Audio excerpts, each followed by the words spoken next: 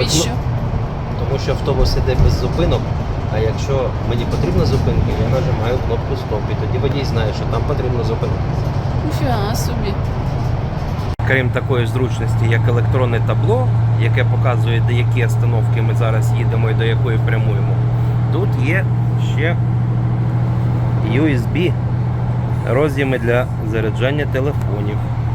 Так, хочу купити брецелі. Це національні булочки, такі от є з маслом. Ось поближче покажу вам, з маслом. І просто з сіллю, солоні. Колись я вирішив випендритися і зробити сам брецель. Національний німецький, хліб, не хліб, булка, не булка.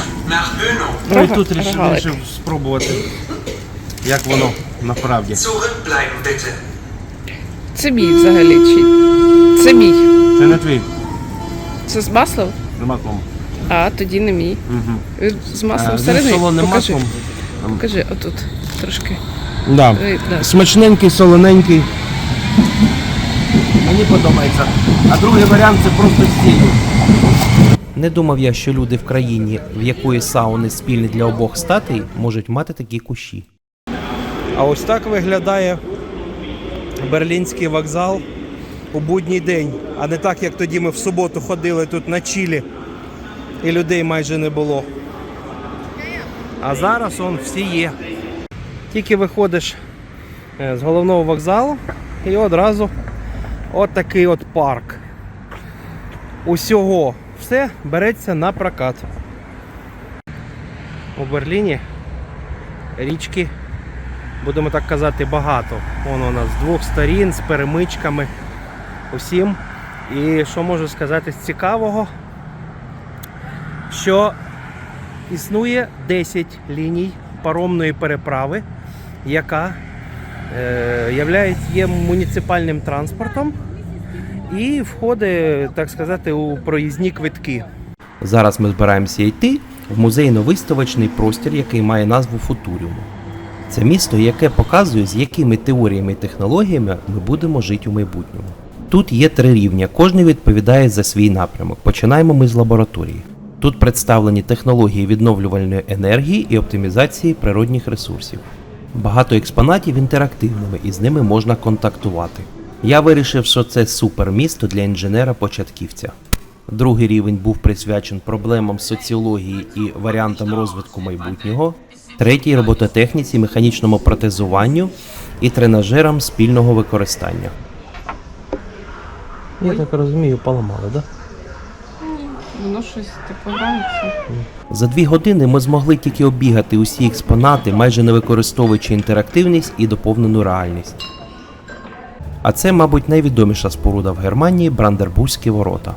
Ці ворота бачили усі військові паради Прусії та Германії. Вони були часткою Берлінської стіни і залишилися єдиними цілими.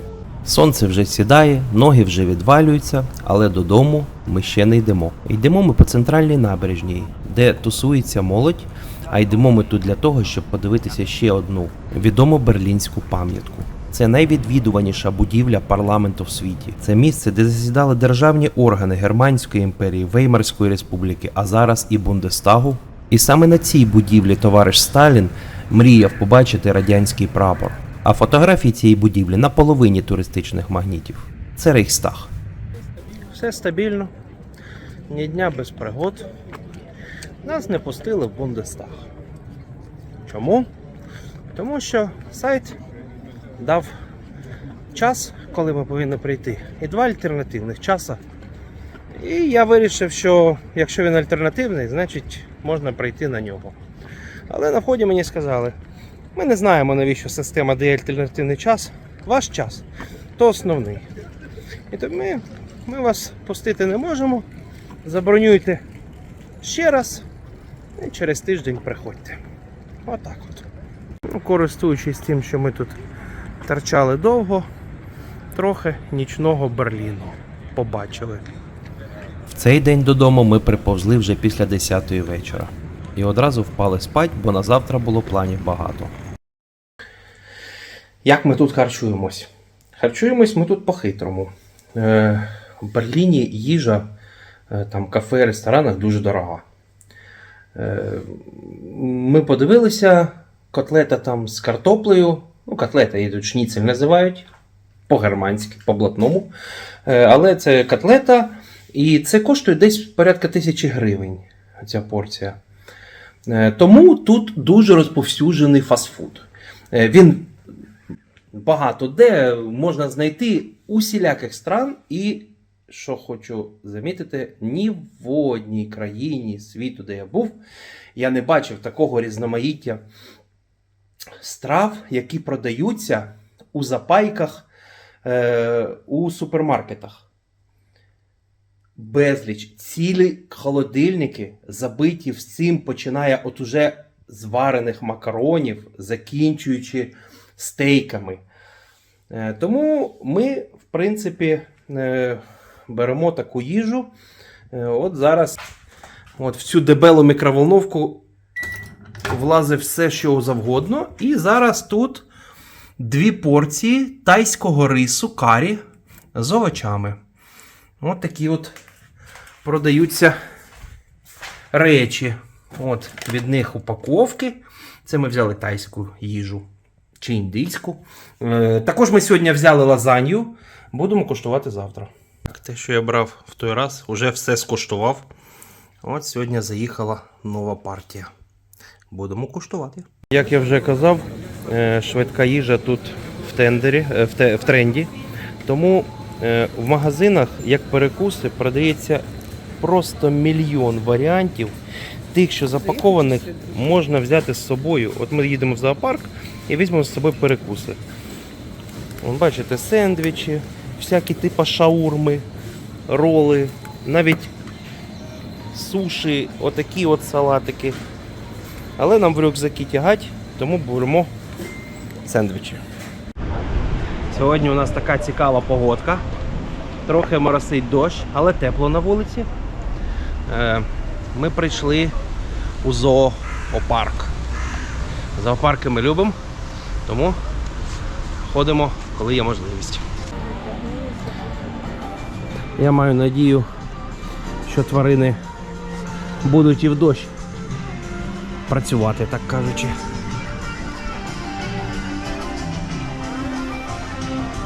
Ми отримали карту.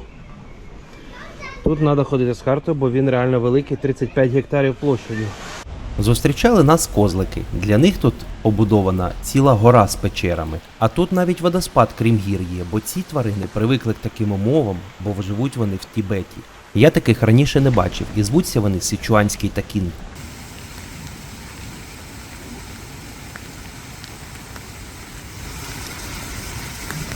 Як гарно, що слони працюють при любій погоді.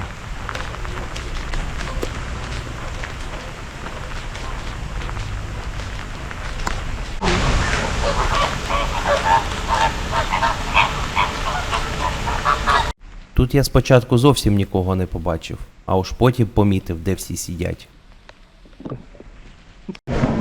А тут мавпячий буфет.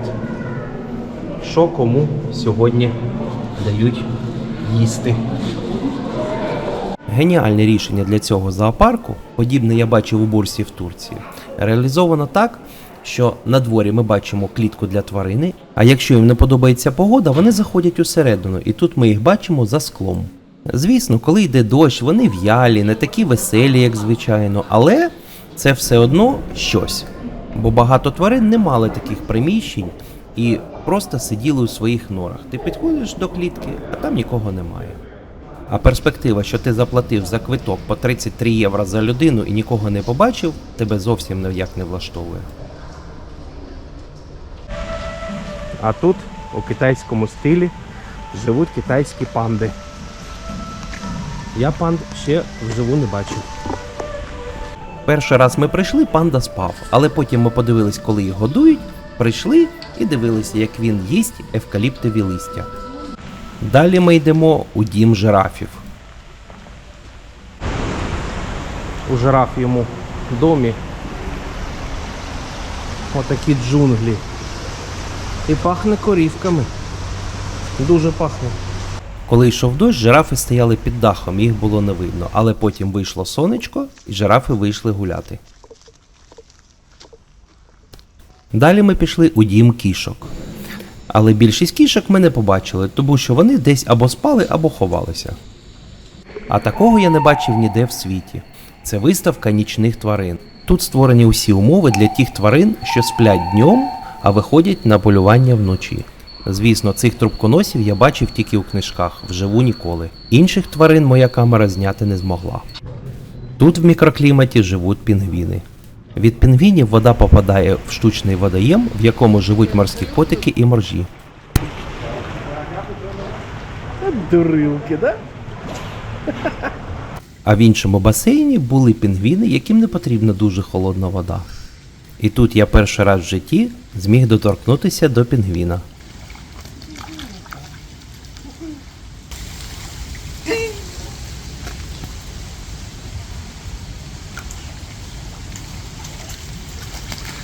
А це без перебільшення найвідоміший тваринний символ цього року – копібари.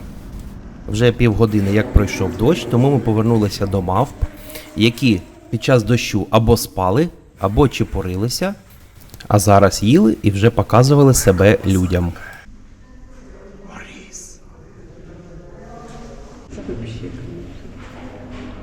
Маріс, привет! Привет, Маріс! Привет! А ось так велично виглядає дім носоріга. А ось і перший з них. Ця туша вагою в 2 тонни ніяк не показувала любов до людей. Загалом тут жило 3 носоріга, і в їхнім домі було як в рідній Африці, волого і жарко. Тут навіть є можливість спуститися нижче рівня води і подивитися на носорігів, як вони купаються. А це ще один представник – їсть солому. Трохи поодаль є дім бегемота, але ми бачили тільки одного, інші десь спали. Якщо ви в Берліні на пару днів, сюди вам йти точно не потрібно, тому що ми пролазили тут 5,5 годин, але при тому, що була погана погода, я думаю, що десь половину ми не бачили тварин, бо вони сидять там десь у себе в загородках, і ми виключили повністю окремий кут з птицями, бо вже немає сил ніяких. Тому обійти цей парк, особливо якщо ти хочеш десь зупинитися понаблюдати, то це день. Це точно. А тут ще є акваріум, в який ми не купували квитки. Якщо акваріум, то взагалі мені здається, що це більше навіть, ніж на 2 дні. Далі ми пішли на зустріч з хлопцем, якого давно знає Вікторія. Він з початку війни живе в Германії, коли побачив, що ми в Берліні, написав, що хотів би зустрітися. По дорозі ми побачили ще один символ Берліна – церкву «Зламаний зуб». Форматом для зустрічі я запропонував випити гарного німецького пива. Я мав надію, що чоловік, який живе тут майже 3 роки, знає, де воно є. Бо на цей час, скуштувавши десь біля 10 сортів пива з магазину, в мене з'явилось чітке враження, що в Україні пиво смачніше. Він нас привів в якийсь супермол, в якому, як він каже, на 7 поверхах можна купити усе, що виробляють у світі. Натомість я отримав наступну порцію розчарування. Бо їдучи в Берлін, я хотів побачити оце.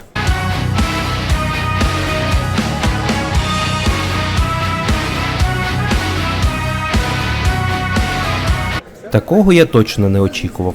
Де рулька, де бігус, де дівки з великими цицьками і ріки пива.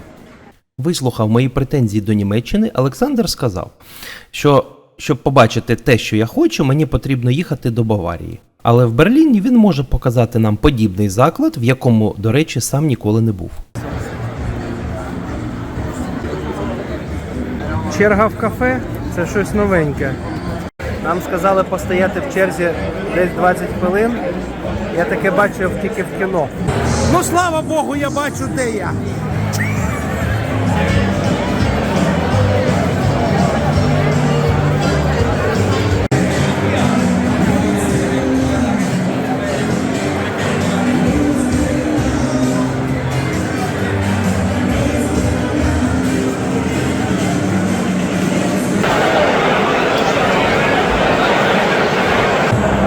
таки попав куди хотів. Щоб ви розуміли, офіціант кинув мене цим для того, щоб я зробив замовлення. Будемо жрати рульку і пити пиво. Пиво сьогодні тільки по літру.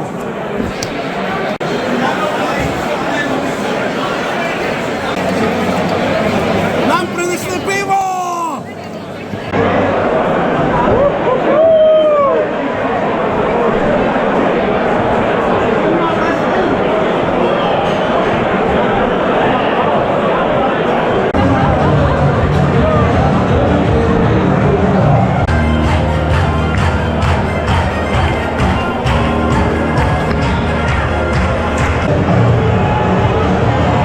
Нарешті нам принесли німецьку національну їжу. В мене в меню сьогодні половина рульки, тут без питань. Кнедлі – це картопляне пюре з борошном, гедота рідкісна. І картопляний салат, ще та гедота. О, порції які! Це, як пояснив мені Олександр, аналог слова «будьмо» в Германії.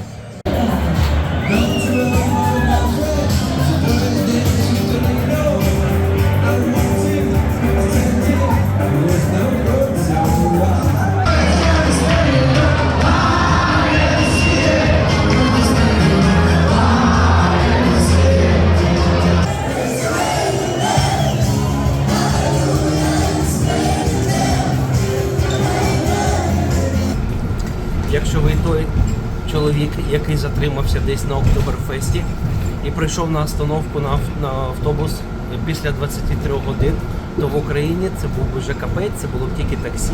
Але тут, в Германії, все нормально, всі працюють за своїм графіком всю ніч. І навіть те, що автобус тільки для мене, бо ззаду нікого нема, це теж нормально. Сьогодні ми з Вікторією розділилися.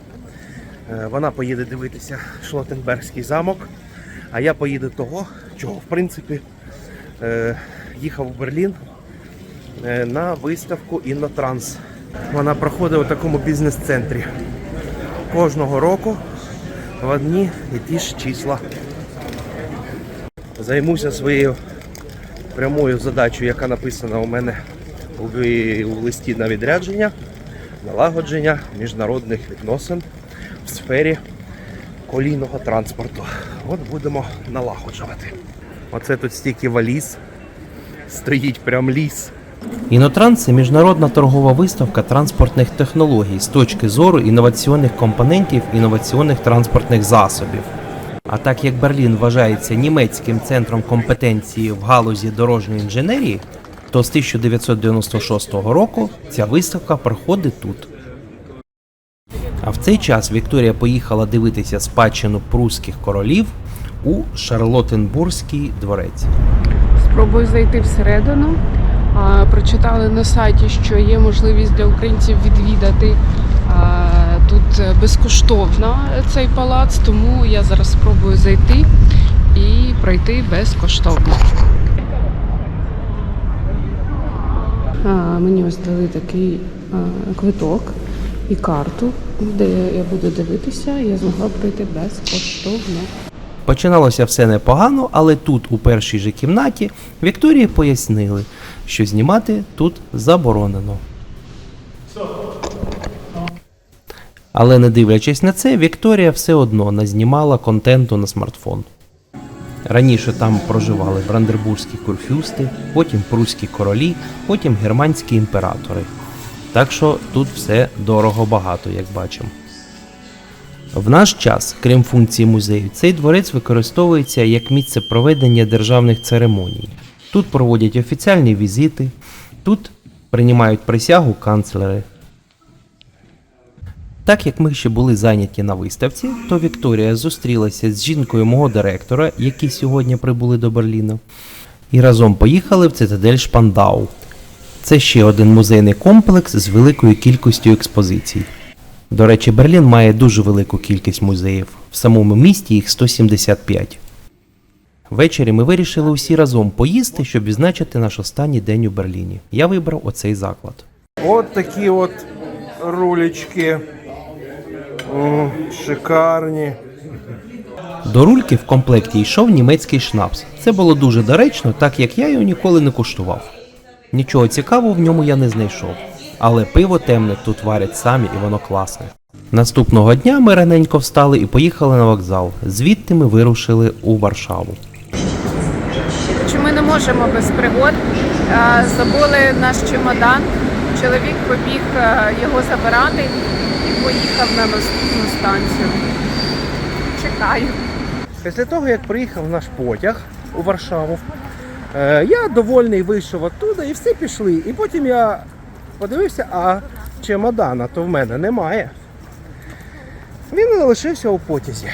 Я ломанувся туди, потяг ще не виїхав, я забрав чемодан, і закрилися двері, і я поїхав на наступну зупинку Варшава Сходня. А далі все просто. Злотих немає, обміну валют на вокзалі, як це не странно, немає. Прийшлось викручуватися з допомогою болта і безготівкового розрахунку. Но соль усього квесту була не в тому, щоб просто розрахуватися карткою за болт, як всі знають і вміють. Діло в тому, що мої картки були заблоковані вчора по причині перевищення використання ліміту за кордоном. І тому я був вимушений шукати не свою картку. Прийшлось дзвонити жінці, брати її картку і дистанційно забивати у болт. Отак от тільки зміг приїхати. Слава Богу, це все скінчилося. Я реально так напряглася, бо загубитися в чужому місті, то для мене, мабуть, один із самих найстрашніших моїх кошмарів. На наступний день все обійшлося без особливих пригод. Електричка відвезла нас в місто Дорогуськ, і оцей потяг потім одвіз в місто Дніпро.